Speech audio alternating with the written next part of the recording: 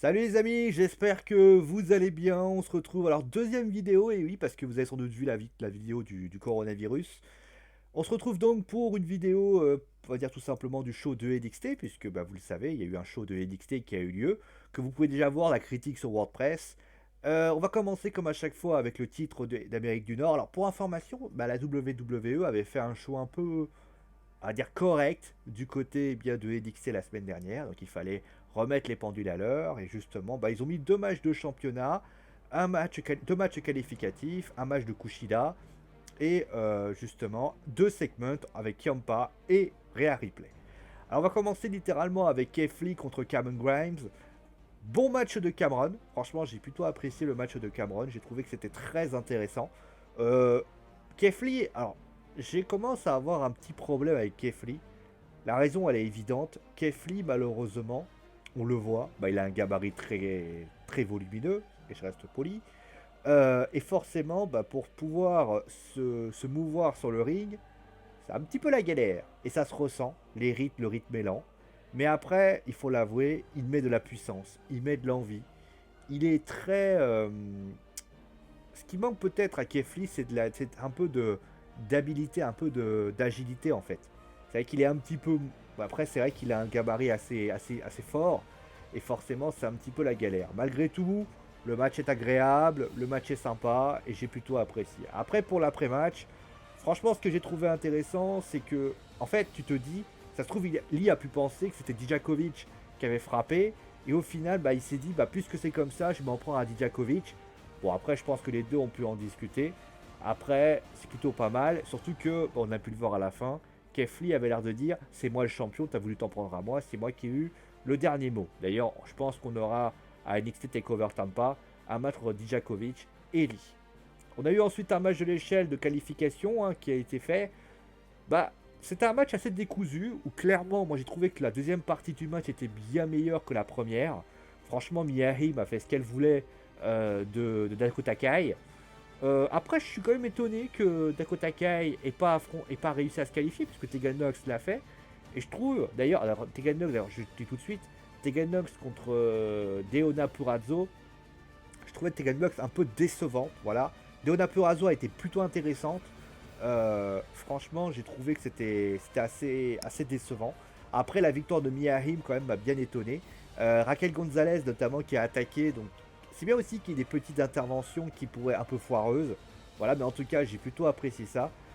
Pour le deuxième match, on va y aller directement entre Deonna Purrazzo et Tegan Nox. Comme je l'ai dit, hein, Deonna Purrazzo a fait tout le match. Alors, est-ce que c'était pour mettre en avant Deonna? Pourquoi pas? Mais en tout cas, moi j'aurais fait sans aucune qualification pour les deux, ou alors les deux qualifications. Parce que là, Dakota Kai, va falloir m'expliquer pourquoi elle n'est pas qualifiée, alors que Tegan Nox l'est finalement. Et ça, c'est vrai que c'est un petit peu gênant et que j'ai pas trouvé ça extrêmement intéressant pour ainsi dire. Kushida contre Raul Mendoza. J'ai bien aimé Raul Mendoza. Je trouve qu'il est très bondissant. Je trouve qu'il aime bien prendre le match en main. Il a eu quelques belles prises. Alors, juste pour information, autant en parler maintenant. Bah, comment dire, le kidnapping de Mendoza, c'est naze. Il est naze parce que, regardez, je vous fais la scène. Donc, Mendoza est en train de marcher. Il y a une voiture qui arrive. Je précise quand même qu'un kidnapping, enfin, vous avez tous vu des films ou des séries où quelqu'un se fait kidnapper. En général, le kidnapping, c'est pas le gars arrive, tu arrives devant lui, tu attrapes le gars, tu le tires à l'intérieur, ou alors tu le tires à l'intérieur. Non, eux, ce qu'ils ont fait, ils ont. Donc, t'as le gars qui arrive, ils font le tour, ils attrapent le gars, et limite, ils le tiennent par la main, ils le ramènent dans son camion. Je sais pas, Raúl Mendoza, à la limite, il aurait essayé de réagir, il aurait pris un coup dans le mur. Là, il l'aurait mis KO, il l'aurait ramené à l'intérieur, voire même, ils auraient ouvert les portières arrière, ils auraient mis ça dedans, pourquoi pas? Ça aurait pu être à la limite intéressant. Mais là, on ne voit même pas Mendoza se débattre. Alors, est-ce que Mendoza était de mèche? Concrètement, c'était pour montrer un nouveau clan. Ça peut être sympa, mais qu'on soit clair là-dessus, si c'est juste pour faire un kidnapping à la con, ça c'est nul. Alors d'ailleurs, pour information, on sait même pas qui sont ces personnes. Ça peut être quelque peu étonnant. On va passer maintenant au segment de Rhea Replay. Alors, bien évidemment, il fallait réagir au segment de ce qu'il y avait à Raw. Franchement, je trouve que Charlotte, alors les gens vont encore dire, oui, Charlotte, elle mérite pas, blablabla. Faut passer à autre chose, les enfants. À un moment donné, vous allez arrêter de faire une fixette sur Charlotte Flair toute la journée. J'en ai encore vu dans les forums, dans les machins. Ah ouais, mais Charlotte, de toute façon, elle est nulle. Elle est protégée par papa. Alors, d'accord, mais vous comptez le dire quoi? Jusqu'à la fin de votre vie? Parce que je veux bien être gentil, à un moment donné, oui, c'est vrai que elle a un nom qui est très porteur. Mais le jour où, si vous étiez célèbre, à un moment donné, votre nom serait porteur. Et je suis désolé, le piston, ça fait partie de la vie. Voilà. C'est ainsi. On n'y peut rien, c'est comme ça. Et pour revenir un petit peu sur ce que je disais, je trouve que il fallait répondre. Et je trouve que d'ailleurs, Charlotte notamment, elle a du potentiel, elle a du talent. Et je trouve que il y a aussi un truc, c'est que le Performance Center ou alors le Full Sail University, puisque c'est là où ils sont d'habitude, c'est très puissant. Le bruit de la foule est extrêmement puissant. Et c'est pas évident pour la WWE, en tout cas un superstar, de se faire entendre. On a pu le voir notamment avec Cameron, il y a 2 semaines, ou il y a une semaine, je sais même plus. Il a essayé de se faire entendre, il n'y arrivait pas. C'est très compliqué. C'est pas comme dans les arénas de Raw et SmackDown, où le bruit est un peu plus... comme les gens sont plus... Il y a plus de monde, mais que le cri est un peu plus décousu, les gens peuvent se faire entendre. Là, tu as quand même un bruit qui est extrêmement centré, puisque forcément la salle est plus petite, et forcément la salle est plus petite, le bruit est plus concentré. Mais Charlotte, elle a fait le job, elle a été présente, elle a fait ce qu'elle avait à faire, et ça c'est cool. Et franchement, bah, comme tout simplement Rhea Ripley avait répondu à Raw, il est normal que Charlotte réponde à NXT. Ça fait un peu du 1 partout, on verra ce qui se passera lundi à Raw. Bon, on va passer maintenant au titre de NXT par équipe. Le match était assez long, hein, qu'on soit clair là-dessus. Franchement, j'ai eu très peur. J'ai eu très peur parce que je me suis dit, putain, ça va être un match de merde. En plus, il te cale une pub.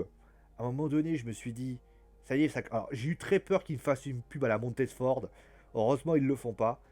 Après, c'est vrai que la moitié de la rencontre, j'ai trouvé assez classique. C'est ce que j'aime pas.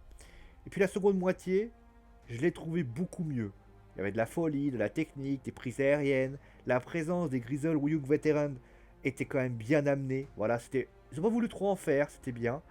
Euh, C'était un très bon match au final entre les deux équipes. Maintenant, attention. Ce match est pas passé loin du match de merde par excellence, hein.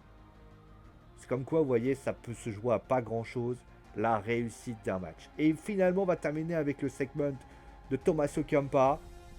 Alors, on va dire que je suis un sadique, mais je trouve que bah, ce sont ces genres de segments qui sont les meilleurs en fait. Alors, je sais qu'on va. Alors, attention, les segments les plus, on va dire, les plus importants, quand ça se contente juste de mettre de la castagne et quand les mecs se prennent un micro et ils parlent 3 minutes, ça marche pas. T'as soit des calendes mix kills où ça sort des mix kills de fou et là ça passe, ou alors tu as les segments comme ça où ça va ça rentre dans le tas depuis, et ça c'est ce qui est le plus impressionnant. Là ils ont été grands. C'est pas qu'une histoire de combat, c'est de la violence, c'est du fight, et ça va au-delà de tout ça. Ça va. Et des fois, on se dit même qu'ils vont trop loin. Mais c'est pour ça qu'on les aime aussi. C'est parce qu'on n'a pas envie de les tuer. Gargano, je l'adore. Ciampa, je l'adore. Et j'ai pas envie que ça se passe comme ça. C'est comme il y a quelques semaines avec Takeover où je disais pour Nox et Kai, je leur disais oh les gars, les meufs, et demoiselles, détendez-vous un petit peu. Maintenant, moi je me pose une question parce qu'ils sont allés encore très loin dans ce segment, parce qu'ils ont encore fait des trucs de fou. Est-ce qu'ils sont capables de faire mieux que 2017? 2017, ils avaient levé la barre très haut, hein, et je trouve ça culotté qu'ils réessayent. Parce que moi, qu'on soit clair là-dessus, je trouve que c'est du high level, et je me dis, est-ce qu'ils seront capables de élever le niveau de manière à pouvoir le rendre encore plus impressionnant? Là, ils ont décidé de mettre Gargano, etc. Pourquoi pas? Mais là, c'est quand même un sacré défi. Moi, j'en doute. Parce que je me dis que 2017 est tellement fort, il y avait tellement de trucs. Mais vous savez quoi, dans ce genre de choses, j'aime bien être surpris. Bon, finalement, bah, NXT, c'était bien. Voilà, ça a remis les pendules à l'heure. C'est-à-dire que quand tu enlèves des Purazo contre Nox, pour moi, ça a été décevant. T'as quand même le reste du show qui est quand même pas mal. Les titres par équipe, les deux segments étaient plutôt intéressants. Bravo aussi à pas mal de lutteurs comme par exemple Cameron Grimes, Raul Mendoza qui a été très bon. Franchement, c'était bien. Et ça aurait pu être meilleur, mais bon, après, ça reste sympatoche. Voilà, pour ainsi dire, ce que j'en ai pensé. Merci, en tout cas, merci à vous tous d'avoir suivi l'émission. Je vous souhaite bien sûr une très bonne fin de journée. Portez-vous bien. On se retrouve demain pour Dynamite. Ah, vous avez pu le voir, notamment, il fait jour quand je fais. C'est normal, je suis en vacances. Ça veut dire que la semaine prochaine, attendez-vous à avoir des moments que ça va être un peu plus compliqué pour que je vous fasse les vidéos. Je vais essayer de vous les faire en stream, ça va être un peu plus simple pour moi. Mais vous l'avez forcément compris, il faudra que je les regarde. Et ça veut dire que la soirée. En tout cas, je vous tiens au courant, etc. Vous inquiétez pas avec les huis clos, etc. Ah oui, juste pour vous dire, je vais essayer de vous faire, alors c'est pas évident, de vous faire des foot zones un peu plus. Pour ainsi dire. Allez, prenez soin de vous, amusez-vous bien. Et ciao tout le monde.